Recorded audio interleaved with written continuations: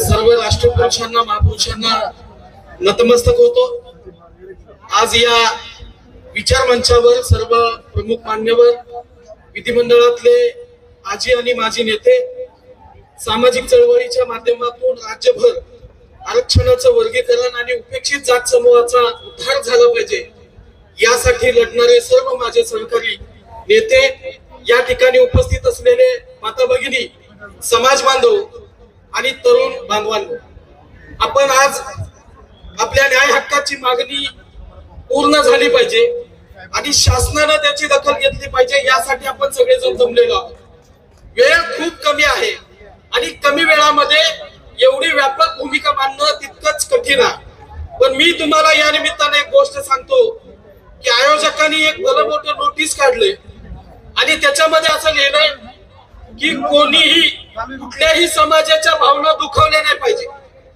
आमच्या भावना दुखावतात त्या आम्ही सहन करायच्या आणि कुणाच्याच भावना दुखवायच्या नाही। बाबासाहेब म्हणतात की अन्याय करणाऱ्यापेक्षा अन्याय सहन करणारा जास्त गुन्हेगार। पण इथं झालेला हा सामाजिक ठराव आहे आणि तो मला मान्य आहे, म्हणून संवैधानिक शब्दाने पुढे जातो बांधवांनो की वर्गीकरण होत नाही तोपर्यंत आपल्याला मागे हटायचं नाही। आम्ही जेव्हा या राज्यामध्ये फिरत असतो तेव्हा आम्ही पाहिलेला समाज डोळ्यामध्ये अश्रू आणणारा समाज आहे। संविधानाचं निर्मिती होताना, संविधानाचं या देशाला लागू होताना संविधानाचा एवढाच हेतू होता की या सगळ्या वंचित, लाभवंचित घटकांना न्याय मिळाला पाहिजे। आम्हाला का न्याय मिळाला नाही पाहिजे हे आमचं फक्त दुःख नाही।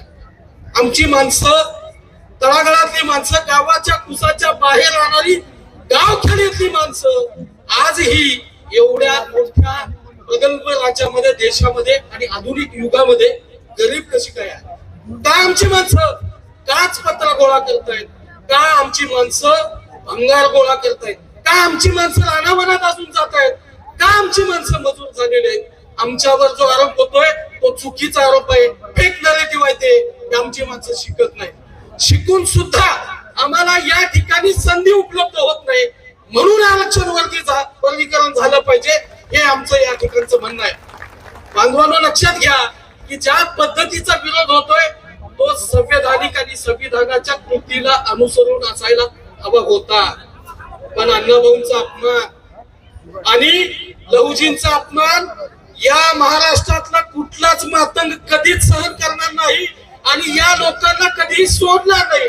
फक्त माझं या ठिकाणच्या आंबेडकरवादी मातंग समाजाला, माझ्या नेत्यांना विनंती आहे की आम्हाला तुम्ही बाबासाहेब सांगा पण महार सांगू नका। म्हणजे आम्हाला बाबासाहेब चालतील पण महार अजिबात चालणार नाही। आणि आमच्या अण्णाभाऊ साठेंना परवा पुण्यामध्ये या देशाचे गृहमंत्री आले होते माननीय अमित भाई। काय म्हणले ते माहिती आहे का तुम्हाला? ते म्हणले की 1.5 दिवसाच्या शिक्षणाच्या जोरावर एवढं मोठं साहित्य लिहिणारे भारतातले अण्णाभाऊसाठी एकमेव उदाहरण आहे आणि अशा या अण्णाभाऊंच्या बद्दलची किमान शब्द मर्यादा कळायला पाहिजे होती।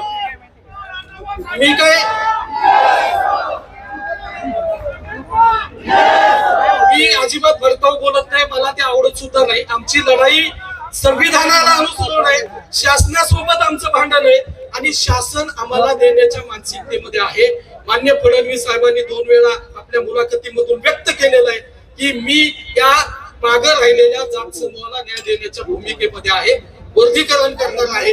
फक्त माझ्या गोरगरीब लोकांना न्याय मिळाला पाहिजे यासाठी जसं राजेश भाऊ गोडेंनी सांगितलं की हजारो मोर्चे काढायला लागले तरी सुद्धा आपल्याला मागे हटायचं नाही।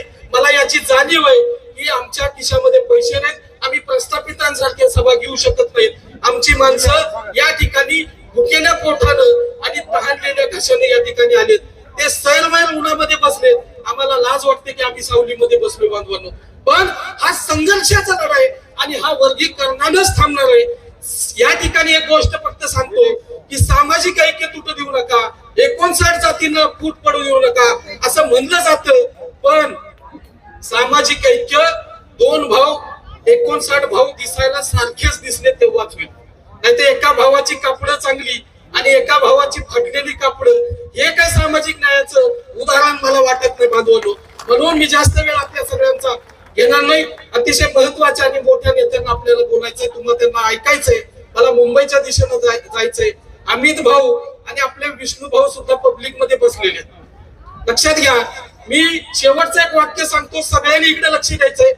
इकडे तिकडे फिरत असलेले मागत इकडे लक्ष द्या की आपला सामाजिक न्याय मिळवायचा असेल आणि अशा असंख्य मागण्या जर पूर्ण करायच्या असतील तर आमदार अमित गोरखेंना सामाजिक न्याय मंत्री झाला पाहिजे का नाही? झालं पाहिजे.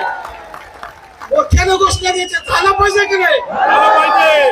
अमित भाऊ सारखा माणूस पहिल्यांदा आपल्याला विधिमंडळामध्ये लढणार मिळालाय. म्हणजे सगळेच चांगले होते, मी त्यांना नावं ठेवत नाही, पण सतत 24 तास अमित भाऊनी जी भूमिका घेतली ती न्यायाची भूमिका आहे. राजकारणाच्या पलीकडे जाऊन अमित भाऊनी आम्हाला न्याय देण्याची भूमिका घेतली. म्हणून पुढचा सामाजिक न्याय मंत्री हा माध्यम समाजाचा अमित गोरखेच असला पाहिजे. या भाषणानं मी या ठिकाणी थांबतो. सर्वांचं आयोजकांचं, अमित भाऊ आणि त्यांच्या टीमचं मनापासून आभार मानतो.